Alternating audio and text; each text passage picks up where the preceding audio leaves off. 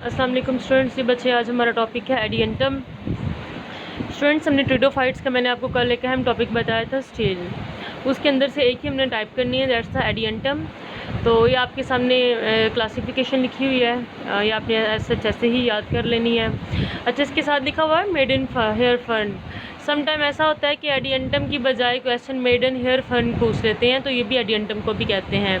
और इसको maiden hair fern कहने की वजह यह है कि इसके लीव्स की जो रैकिस होती है, जो बारीक बारीक सी जो शाख सी होती है जिस पे लीव लगे होते हैं, तो वो जो है ना, जैसे ये वाला ये रैकिस है, जो ये इधर लेबलिंग भी की हुई है, ठीक है बच्चे। ये बहुत डार्क ब्लैक कलर की होती है, तो जिसकी वजह से इट लुक लाइक द जैसे हेयर लाइक होता है, यानी हेयर लाइक स्ट्रक्चर पेश करता है। तो इस वजह से इसको मेडन हेयर फर्न भी कहते हैं, यानी हेयर जैसे स्ट्रक्चर है। कॉमन फर्न है, पंजाब के प्लेन्स वगैरह में पाया जाता है और मॉइस्ट प्लेसेस पर और रॉकी प्लेसेस पे ज़्यादा पाया जाता है, मरतूब जगहों पर, गीली मरतूब जगहों पर।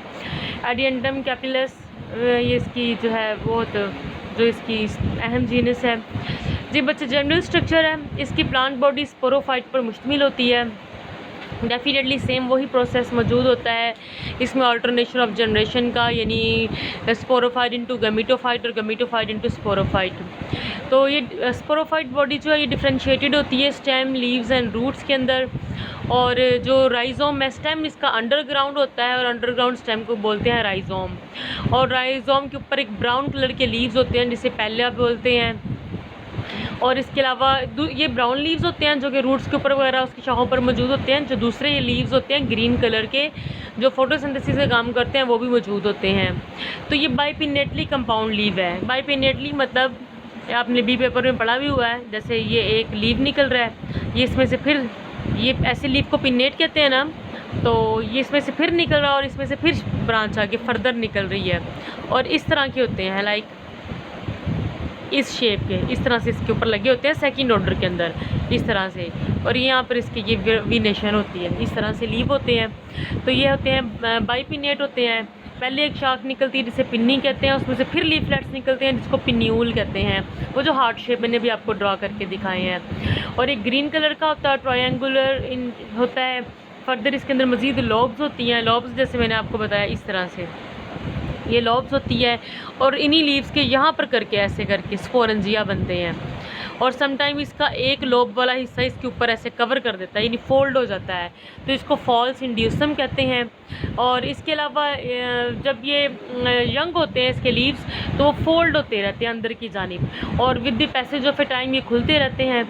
इस अमल को कहते हैं सर्सिनेट वर्नेशन कहते हैं, सर्सिनेट वर्नेशन। नेक्स्ट बच्चे आता है इसका इंटरनल स्ट्रक्चर।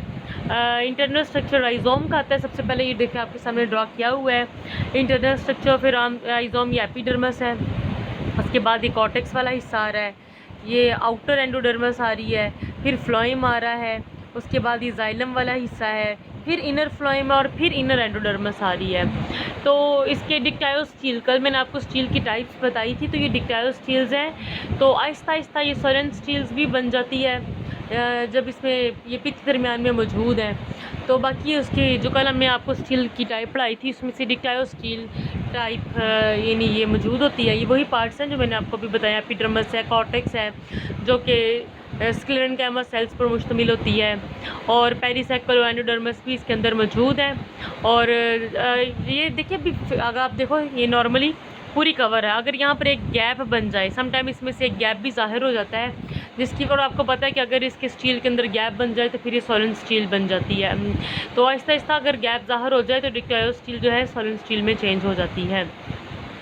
जी बच्चे, internal structure of a leaf आता है, ये आपके सामने internal structure of a leaf भी है। ये अपर एपिडर्मस है, ये लोअर एपिडर्मस है, इसके जो पेट्यूल है, बाकी जो petiole is almost circular in outline, जिसके साथ जो पत्ता डंडी के साथ जो लगे होते हैं।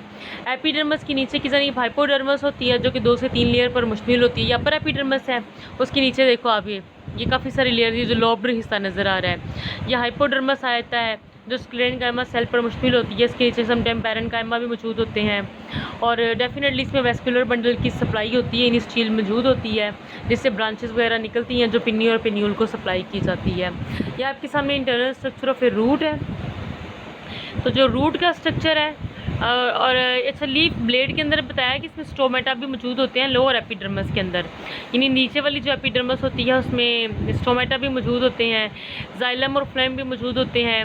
और फ्लोएम जो है देखो, आप देखो जो फ्लोएम है ये एक साइड पे मौजूद होते हैं, वो आपको नॉर्मली आप लीफ का स्ट्रक्चर देखो जैसे होता है कि एपिडर्मिस, लोअर एपिडर्मिस, फिर मेसोफिल सेल होते हैं, तो इसी तरह इसमें पहली साइड मेसोफिल सेल्स वगैरह मौजूद होते हैं। अलबत्ता जो वेन्स हैं उसमें ये होता है कि जो फ्लोएम है वो लोअर एपिडर्मिस की तरफ मौजूद होता है और जो जाइलम है वो अपर एपिडर्मिस की जानी मौजूद होता है।